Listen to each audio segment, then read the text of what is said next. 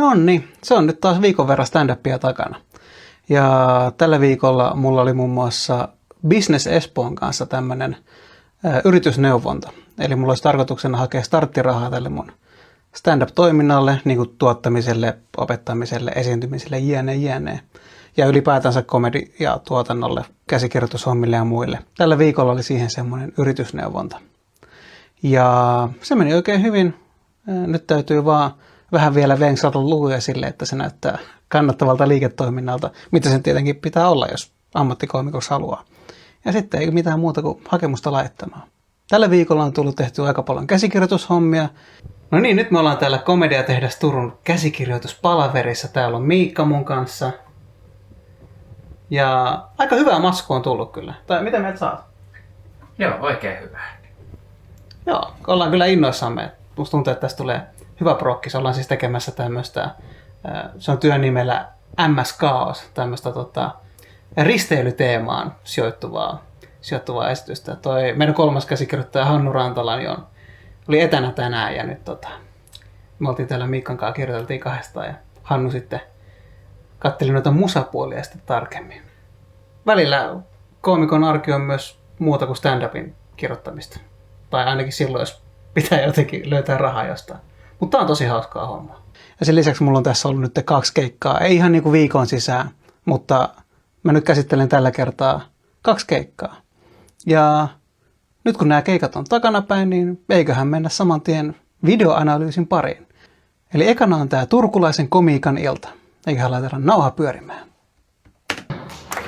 Mitä minä paljon lämpöä rakkautta? Ilmainen lämpöä rakkautta. Tää tulee Niilo Rauhanen. Nyt kaikki taputtaa. Istutte minä käsken. Niilo on hyvä. Niilo on hyvä. No, kiitos Eeva. Eeva Vekki oli tosiaan MC:nä tässä illassa ja teki erinomaista työtä. Tästä illasta pitää muuten sen verran sanoa etukäteen, että siellä oli tosiaan tosi paljon porukkaa, mutta siellä soi myös samaan aikaan seinän toisella puolella ihan sikakova tämmöinen blues-bändi. Siellä oli Blues Jamit menossa, mistä meille ei ollut kukaan kertonut ennakkoa. Ja ne soitti ihan sikakovalla silleen, että se kuului myös niin tuonne stand-up-puolelle.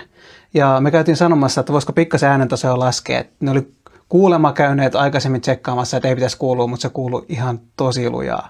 Mutta yllättävän hyvin se ilta siihen nähden silti meni. Että se oli vähän niin kuin semmoista taustamusiikkia. Sitten kun se soi siellä koko aika, niin se vähän niin kuin unohtui. Et toki ei tietenkään optimaalinen, mutta sanotaan näin, että pelkäsin, että vaikuttaisi paljon pahemmin siihen iltaan. Ja oli tosiaan tosi onnistunut ilta. Tässä oli semmoinen tilanne, että ilta meinasi pikkasen venyä, niin mä tein sitten viimeisenä esiintyjänä ja tuottajana päätöksen, että mä vedän pikkasen lyhyemmän setin. Joten pikkasen muutin settiä siihen, että mitä oli alun perin suunnitellut. Moi! Mä tykkään yleensä aloittaa mun keikat niinku suuren maailman tyyliin. Tähän sillä tavalla, että kun mä osoitan teitä mikrofonilla, niin te huudatte EO. Kokeillaan. EO! EO! EO! EO! Onks teillä kiva? EO! Oi paska. Tuo oli tommonen semi-uusi juttu, mitä mä oon pari kertaa kokeillut ja se on toiminut, niin mä uskaisin ottaa se tuohon aloitukseen. Ja tää oli tämmönen vähän niin kuin viime hetken lisäys. Musta tuntuu, että piti vähän saada yleisöön vielä joku semmonen niin kuin herätys.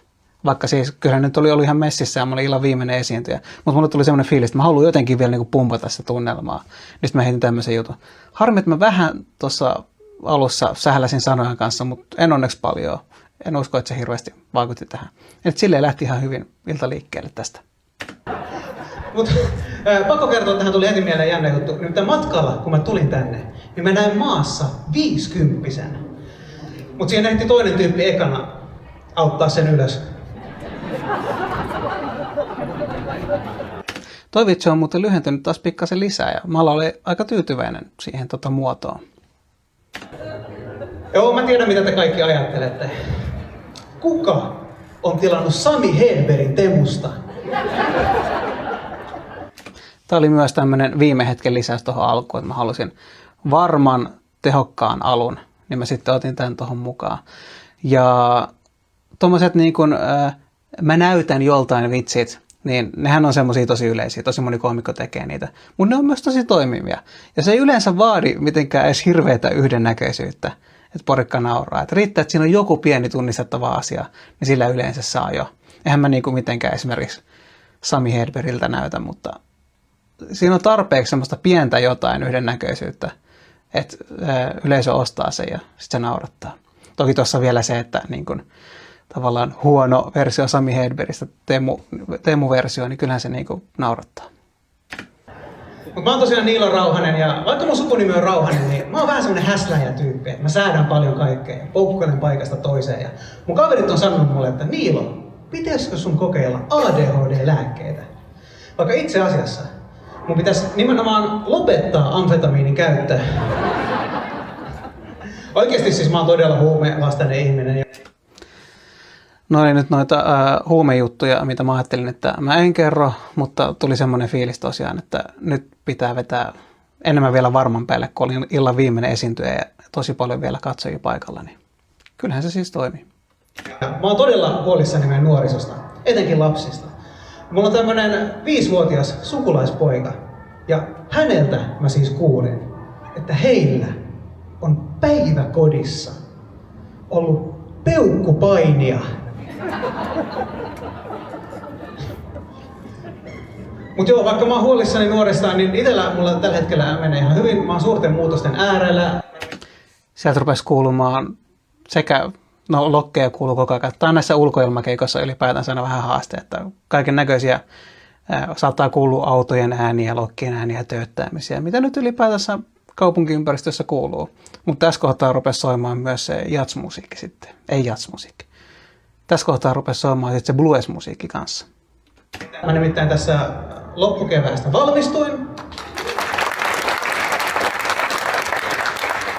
Teatterialalle. Heti muuttui niinku sympatian puolelle enemmän. Nimenomaan. Joo, mä valmistuin teatteri-ilmaisun ohjaajaksi. Tavuttakaa kaikki, jotka tietää, mitä teatteri-ilmaisuohjaaja tekee. Yllättävän moni. Oli kyllä harvinaista. Koskaan ei ole noin ihminen taputtanut. Mä kysyn sulta, että mitä teatteri-ilmaisuohjaaja tekee, kun sä taputit? Joo. Ohjaaja nuorisoteatterissa näyttelee ja kaikkea tommoista. Ihan siis tosi hyvin selitit. Mun pitäisi keksiä tuohon joku, tuommoisenkin vastaukseen joku hauska, just niin kuin ohjaa nuorisoteatterissa. Yksi, mitä mä voisin käyttää, että tässä keksin nyt semmoisen, että eli kaikkea, mihin löytyy myös teatterikorkeakoulun käynyt henkilö. Siinä on vähän tommoinen, mä koitin joskus tehdä juttua myös niinku siitä, että teatteri-ilmaisuohjaajilla on vähän niinku jonkunnäköinen alemmuuskompleksi teatterikorkeasta valmistuneita kohtaan, mikä joiden osalta pitää paikkansa ja joidenkin osalta ei pidä paikkansa. Mutta joku tommonen voisi olla ihan hyvä niinku tommonen yleisvastaus, jos sieltä tulee niinku mitä tahansa. Ja sitten siitä pystyy silti siirtymään siihen, että mun on tosi vaikea selittää, kun tekee niin monta eri asiaa. Mulla siis, koska teatteri-ilmaisuohjaaja tekee ihan tosi paljon asioita, se on semmoinen sillisalattikoulutus, niin multa tosi usein kysytään, että mitä teatteri-ilmaisuohjaaja tekee. Ja mä oon huomannut, että mä pääsen helpommalla, kun mä sanoin, että mä valmistuin kerhotädiksi. Ja mä käytän nyt sanaa kerhotäti kaikessa positiivisessa merkityksessä, koska mä olen paljon mieluummin kerhotäti kuin kerhosetä. Niin se on pikkasen erilainen energia. Kerhosetä kuulostaa sellaiselta tyypiltä, joka tykkää vähän liikaa tutustumisleikeistä. Vähän semmoinen Ville Rydman energia. Mutta toisaalta siitäkin keisistä on ollut mulle jotain hyötyä tässä alalla. Nimittäin mä oon nyt voinut vetää lapsille tämmöistä ihan uutta leikkiä. Kuka pelkää sote-ministeriä? Vähän vielä pitää jotenkin, nyt musta tuntuu, että mä käytin liian monta kertaa sanaa vähän. Että siellä voisi olla enemmän sitä pikkasen ja ylipäänsä tommosia niin kuin synonyymejä ja teräviä konsonantteja, ne on yleensä iskee vähän paremmin. Yksi ha kun takana. Mä en tiedä kuinka niin kuin hyödyllistä tämä on, mutta mä yleensä tykkään niin kuin merkata, jos kuuluu esimerkiksi jostain vähän selkeämpi nauru, niin mä pointtaan sen. Enkä millään niin kuin huonolla tavalla, vaan niin kuin, se on vain niin kuin havainto, yleisökin niin kuin kuitenkin havaitsee sen. Mä en tiedä, että onko siinä vaara, että jotenkin joku ei sen jälkeen uskalla nauraa tai jotain, mutta tämä on tämmöinen, mitä mä aika usein teen Se on varmaan tarttunut muuhun jostain Klovneria opinnoista, missä aina kun jotain, ihan se mitä yleisössä tapahtuu, niin siihen pitää niinku reagoida, jos se on millään tavalla niinku erikoista. Niin täytyy miettiä. Mutta joo, mä tosiaan valmistun täällä Turusta, Turun taideakatemiasta, ja mä oon nyt asunut täällä 4 vuotta, kun mä opiskelin täällä. Ja silloin kun mä muutin tänne, niin heti ekana päivänä, totta kai, mun piti mennä kokeilemaan se Turun kuuluisa funikulaari. Ja totta kai se jäi puolessa välissä matkaa jumiin. Ja tiedättekö, tää oli mun ensimmäinen kokemus. Tunnin junasta. Mut hei, nythän me ollaan saamassa ratikka tänne, yes! Vitsi mikä into! Mut mä ymmärrän tämän pienen varautuneisuuden, koska mäkin oon vähän varautunut. Koska jos katsoo niin funikulaaria ja tunnin junaa, niin meillä on ihan kauhean hyvä niin historia näiden raidehankkeiden kanssa. Vähän tuommoista ihmeellistä niin kuin keinumisliikettä teen. Tämä on varmaan joku tämmöinen jännitysjuttu, että jos ei ole ihan varma, että meneekö hyvin ja rupeeko tekemään jotain tämmöistä. Pitää tiedostaa tämmöinen ja katsoa, että pääsisikö siitä eroon. Tai en mä tiedä, onko siitä, kuinka paljon sitä haittaa, mutta ehkä tärkeintä on, että vaan tiedostaa tämmöiset asiat ja tekee tietoisia päätöksiä siitä, että mitä lavalla tekee tai on tekemättä. Meillähän täällä Turussa kaikki tämmöiset julkiset välineet pitää nimetä olla ihme F-alkuisella säännöllä. Meillä on niinku föli ja föri ja funikulaari, niin onko ratikka joku niinku fötikkä? En tiedä, mutta joo, kyllä mä vähän huolissani, että millainen tässä niinku fötikkä-hankkeesta oikein tulee, tiettekö? Musta tuntuu, että kun se valmistuu, niin se on enemmän tiellä kuin raiteella. Mutta mun mielestä tää ei ole mitenkään niinku suurin ongelma mun mielestä Turussa tällä hetkellä. Nyt mä jätin sen tohon niinku, se on enemmän tiellä kuin raiteilla. Olisi pitänyt koittaa nyt tehdä sitä lentäviä autoja punchia. Mun mielestä Turussa suurin ongelma tällä hetkellä on katujen nimeäminen. Esimerkiksi täällä Turussa yliopisto ei sijaitse yliopiston kadulla, eikä meillä ole terveyskeskusta sairaushuoneen kadulla. Mutta luojan kiitos, Turun ainoa strippiklubi sijaitsee Käsityöläiskadulla. Nyt rupesi kuulumaan myös noita blues-muusikoita sieltä. Tai hyvin siitä selvittiin. Samoin mun mielestä on tosi hienoa, että tuossa Eerinkin kadulla on upeasti 2 liikettä vierekkäin. Siinä on morsiuspukuliike ja pakohuone Escape. Mä en tiedä, onko niillä joku kimppadiili keskenään, mutta joo. Mutta tosiaan, mä oon nyt niinku valmistunut ja nyt me ollaan mun kumppanin kanssa mietitty, että mikä on niinku seuraava liike meidän elämässä. Et niinku jäädäänkö Turkuun, muutetaanko kenties muualle. Ja täällä vähän nyt Turkuun jo kiintyneenä, että vähän hävettää sanoa, mutta siis Tampere on ollut yksi vaihtoehto. Jep, niinpä, buu. Siinä taas tartuin tuohon samanlaiseen, että siinä eturivissä yksi sanoi buu, niin heti tartuin siihen. Ja mä kuitenkin, kun mä mietittiin tätä, niin mä ihan peruuttani laitoin. Olisi pitänyt jatkaa siitä vielä jotenkin ehkä jututtaa. Toisaalta kun oli vähän kiireinen aikataulu, niin ehkä oli ihan hyvä, että en lähtenyt siihen sen enempää, mutta ainakin olisi ollut tilaisuus. Duunitorin työhakuun. Kulttuurialan työpaikat, Tampere. Tuli 2 hakutulosta. Laulun opettaja ja eroottinen tanssija. Ja sanotaanko näin, että mulla ei ole laulunopettajan papereita. Sen sijaan mun tutkintotodistuksessa lukee Bachelor of Performing Arts.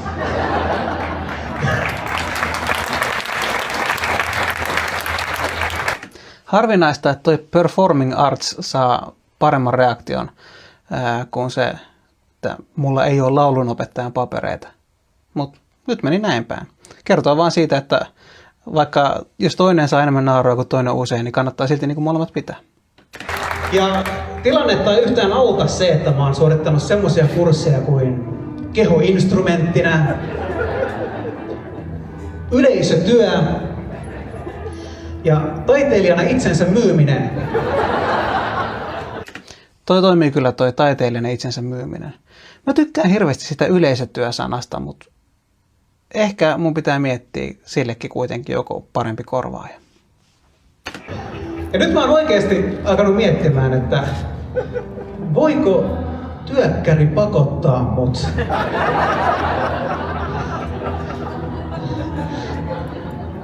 Ja mä oon päättänyt, että ihan varmuuden vuoksi, kun mä valmistun, mä perustan suosiolla oman firman. Koska sit mä pystyn laskuttaa paljon enemmän niistä tanssikeikoista. Pitää jättää pikkasen pidempi tauko siihen niistä tanssikeikoista. Niin saisi ehkä vähän paremman reaktion. Mä myös huomaan, että tämä on huomannut jo joskus aikaisemminkin, mutta se, että mä hirveästi mun niin kuin katse liikkuu tälleen, se niin kuin skannaa koko ajan yleisöä, niin joku majakka. Ja sekin on varmaan niin kuin klovneria juttu, kun koko ajan pitää niin kuin tarkkailla yleisöä ja pitää huoli siitä, että kaikki on niin kuin messissä.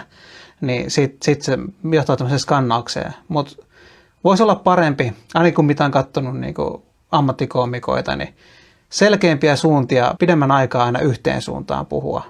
Ja sitten välillä vaihtaa suuntaa, mihin puhuu. Ja siihen puhuu selkeästi. Eikä silleen, että katse poukkoilee tälleen niin koko aika.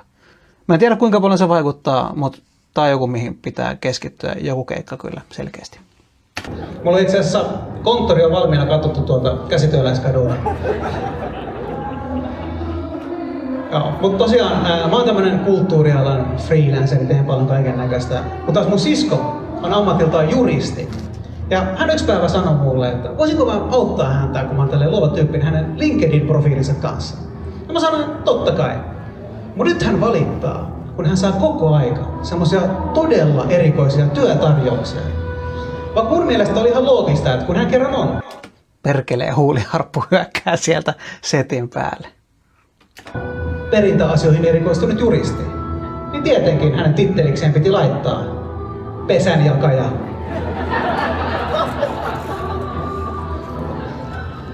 Otetaan tähän väliin nopea gallupi. Taputtakaa kaikki, joita on joskus jollain tavalla rangaistu päiväkodissa. Tässä muuten, jos olisi ollut pikkasen kovempi äänentoisto, niin olisi pystynyt paremmin menee vielä sen niin kuin blues-musiikin päälle. Mutta meillä vähän meinasi loppuu potkuäänentoistosta. Se oli silleen just sopiva siihen, että niin kuin kaikki kuulee ihan hyvin silloin, kun ei ole paljon häiriöitä. Mutta heti kun tulee vähän enemmän, niin vähän mennä hukkuu ääni alle ja sit olisi voinut vääntää pikkasen kovemmalle. Täällä on pari rehellistä. Moikka, sua on rangaistu päiväkodissa. Joo, mistä sua rangaistiin? Sä sanoit paska.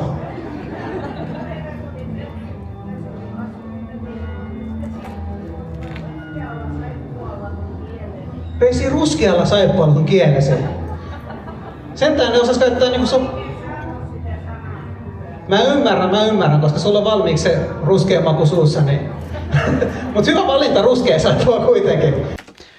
Joo, crowdwork olisi voinut mennä paremmin. Mä olisin pitänyt kysyä varmaan, että minkä takia sä sanoit paska. Tai impro tai joku syy, että minkä takia se sanoi sanan paska. Se oli kyllä hauskaa, että tämä tyyppi, kenen kanssa mä juttelin, niin oli tosiaan ruskealla saippualla pesty. Senkin olisi voinut sanoa jotenkin, että oliko se niin kuin jotenkin tämä ruskea saippua varattu nimenomaan niille tyypille, jotka sanoo paska. Olisi voinut toimia.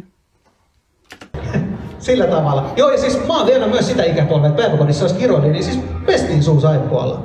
Ja ilmeisesti yhdellä meidän päiväkodin tädeistä oli itsellänsä aivan siis todella paha kiroiluongelma. Koska sen hengitys haisi tosi usein käsidesiltä. Mä olin kerran terveyskeskuksessa ja mä näin, kun siellä tämmönen laitapuolen kulkean näköinen tyyppi yritti juoda käsidesiä, mutta se joikin vahingossa käsisaippua. Sitten se meni sinne tiskille vaahtoamaan.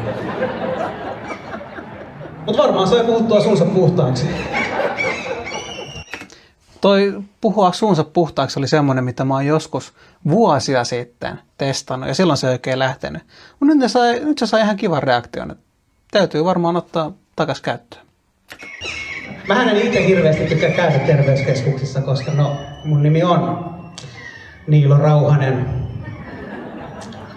Viimeksi kun mä olin lääkärin tarkastuksessa, niin mä luulin, että se lääkäri puhui mulle latinaa. Mä ajattelin, että hän siteerasi näitä Julius Caesarin kuolemattomia sanoja. Et tu brut, sinäkin bruuttukseni. Ja mä olin varmaan jotenkin pettänyt tämän lääkärin luottamuksen.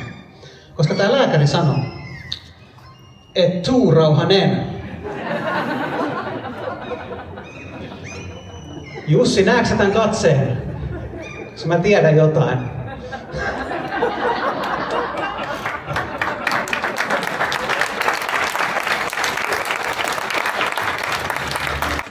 Tämä oli kiva callback. Siinä oli pari koomikkoa aikaisemmin ollut. Jussi Koskikukka-niminen koomikko, jolla oli juttu siitä, että nyt mä mietin, että voinko mä sanoa ollenkaan. Spoilaa kaveri vitsi. Ei välttämättä saa. Mä mietin, että keksikö mä jonkun toisen sanan sanossa.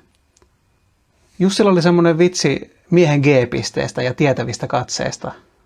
Niin saisit aika hyvin sidottua tuohon mun omaan juttuun. Ja koska siinäkin käsiteltiin, tai varsinkin mun jutussa käsiteltiin nimenomaan eturauhastutkimusta, niin toimi tosi hyvin ja hienosti sai sidottua jutut yhteen ja tulee yleisölle semmoinen niin kuin ainutkertainen fiilis siitä, että tämmöinen voisi voinut tapahtua vain tässä illassa, koska nämä jutut ja nämä tyypit saat tulee peräjälkeen. Sitten tulee just se semmoinen vähän niin kuin improvisoidun esityksen tunnelma, mitä stand-upissa aika usein haetaan, että koitetaan luoda illuusio improvisoinnista.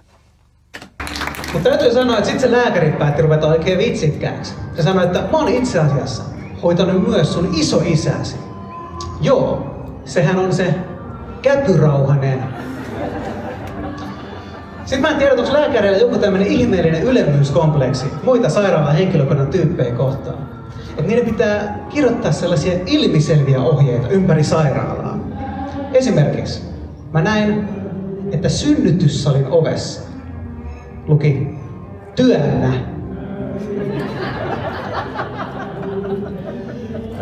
Mä en ole itse vielä hankkimassa lapsia, mutta jos mä jossain vaiheessa tuun saamaan lapsen, niin voitte olla varmoja, että sen nimeksi ei tule Eetu Rauhanen.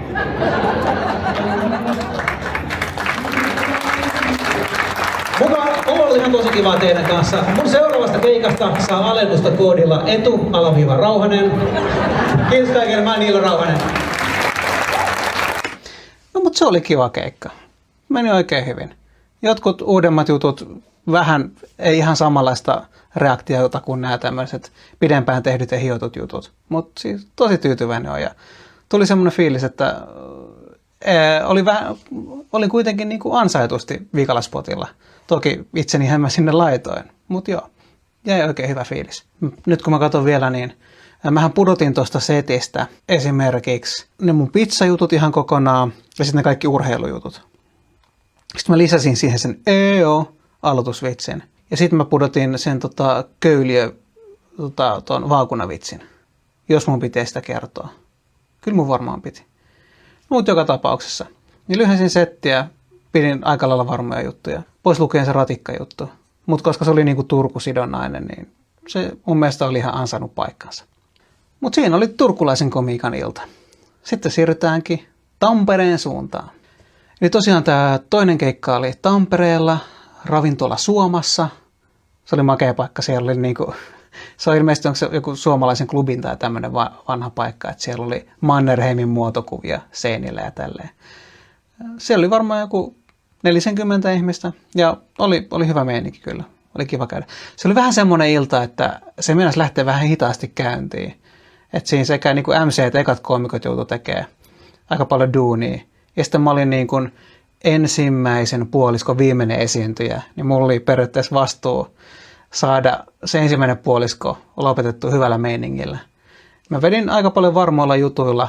Tässäkin viime hetkellä päätin ottaa sen aloituksen käyttöön, mutta sehän ei mennyt ihan niin kuin mä oletin. Tai sehän ei mennyt ihan niin kuin mä suunnittelin. Niilo Rauhanen.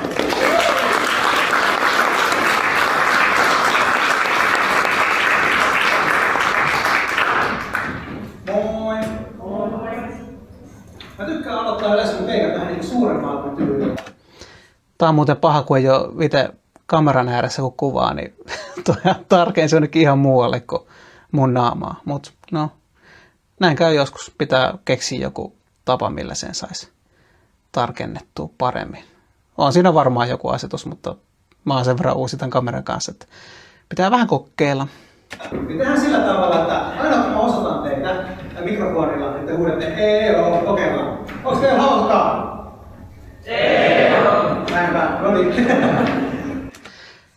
Sehän meni vituralle. Siinä näkee, kun mä aloitan, onko teillä hauskaa? Jäätyminen silleen, ei mun pitänyt aloittaa tuolla. Mutta mä päätin viedä sen loppuun asti.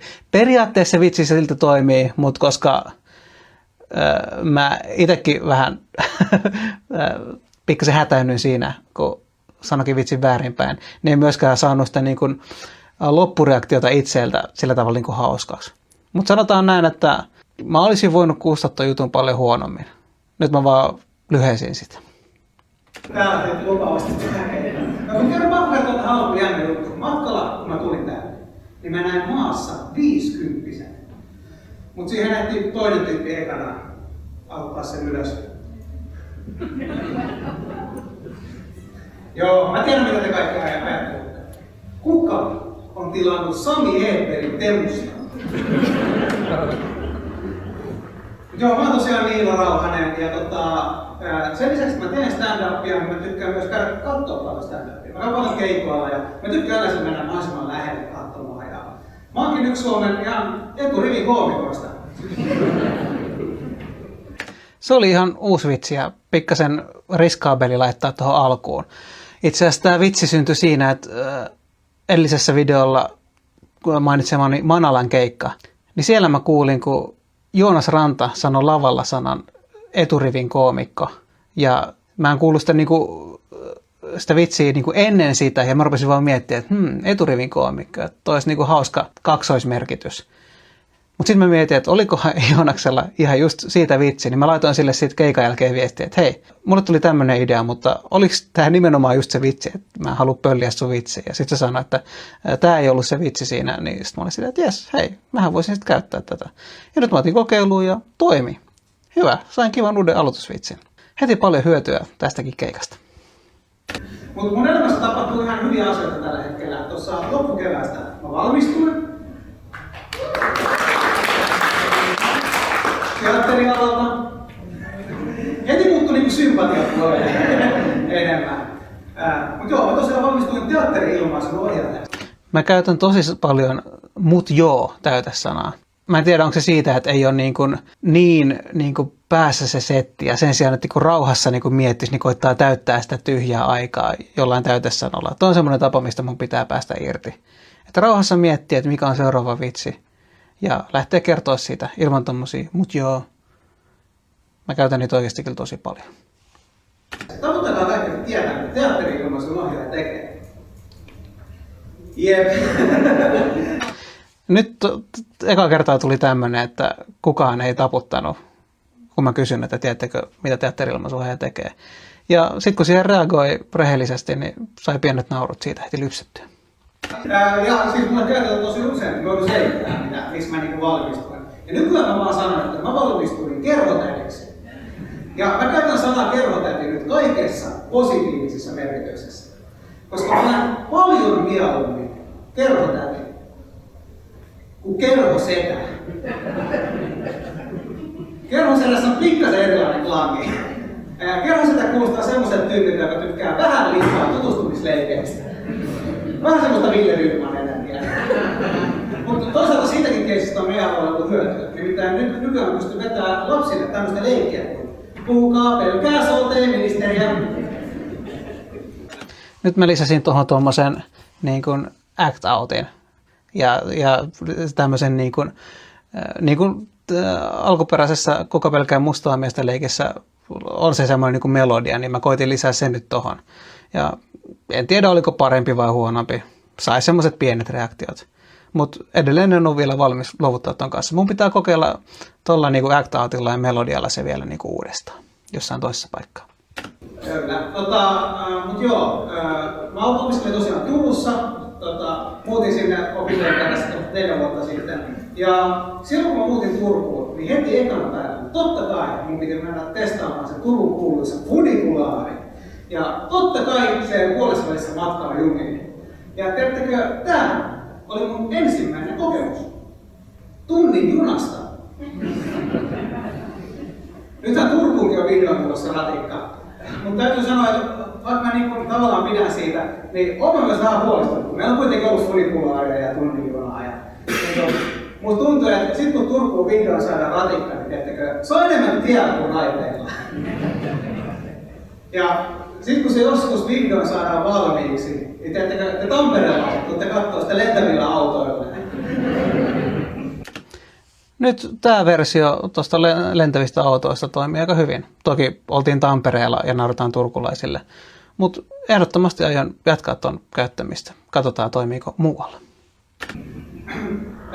Yksi argumentti, mitä käytetään niin tämän Turun ratikan vastustamiseen paljon, se, että Turussa tosi paljon niin esimerkiksi rakennukset vajoaa ja kiskotuppua maahan, kun siellä on semmoista niin savimaata. Mutta itse asiassa mä näen tässä myös jotain positiivista, koska tämä tarkoittaa sitä, että 50 vuoden päästä Turussa on metro. Tämä oli juttu, minkä mä keksin suihkussa samana päivänä, kun toi keikka oli. Harmi, että ei tullut mieleen silloin, kun mä kirjoitin näitä juttuja tässä aikaisemmin. Olisi saanut videolle sen. En ole asentamassa kameroita suihkuun, ainakaan vielä. Ehkä mikrofoni. No ehkä ei. Mutta joka tapauksessa. Tämä oli ihan kiva kokeilu. Vähän vielä pitää miettiä kulmaa jotenkin, että mistä suunnasta siihen tulee.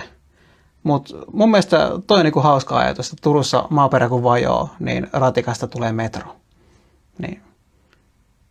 Oli kiva oivallus. Katsotaan, mihin se vielä menee. Mut joo, siis...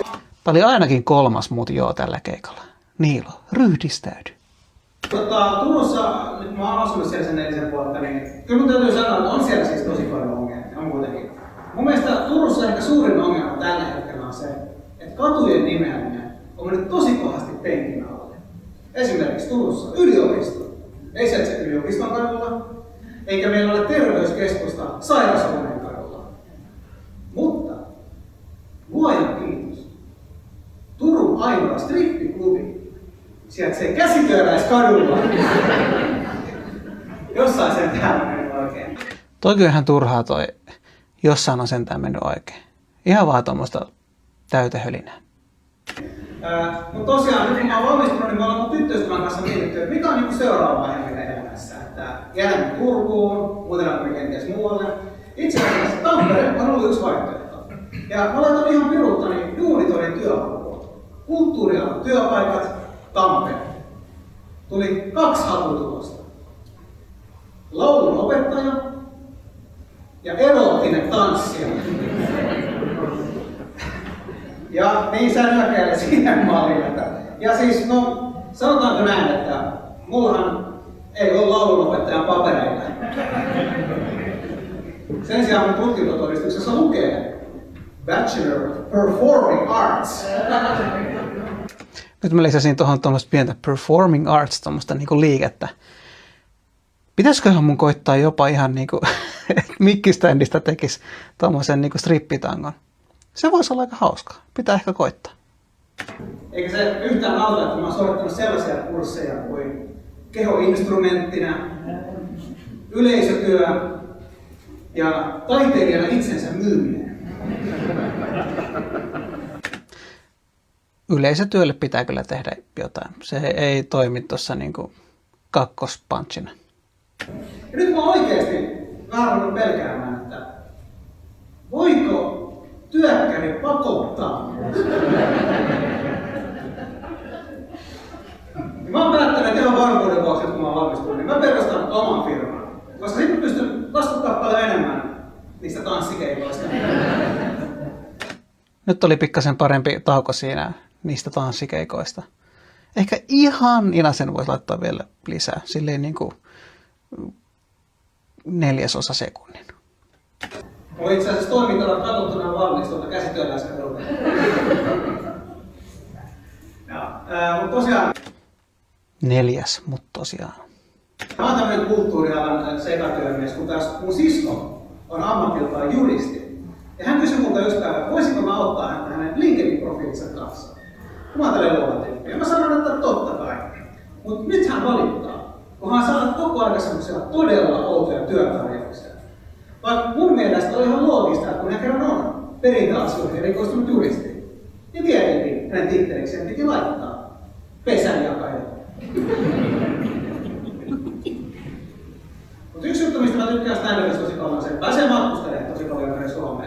Mä olin tässä muutama kuukausi sitten keikalla Köyliössä. Taputtakaa kaikki, jotka tietää, missä Köyliö.